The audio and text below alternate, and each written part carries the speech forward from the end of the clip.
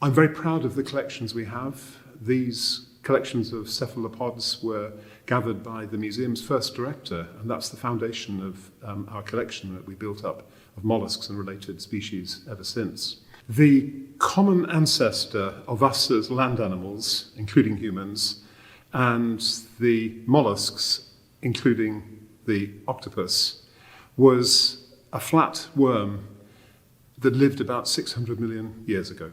And that was the point of separation, if you like, of different lines of evolution that ended up with us sharing the planet with the octopus and having a common ancestor. The octopus is extraordinary because it has a highly developed nervous system and also it has a highly developed intelligence.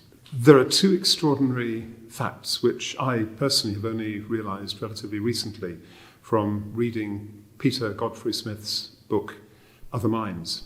The first is that the mind thought evolved in the sea, not on land. And the second one is that we as humans and the octopuses both have extraordinarily complex central nervous systems, but they're also different ones.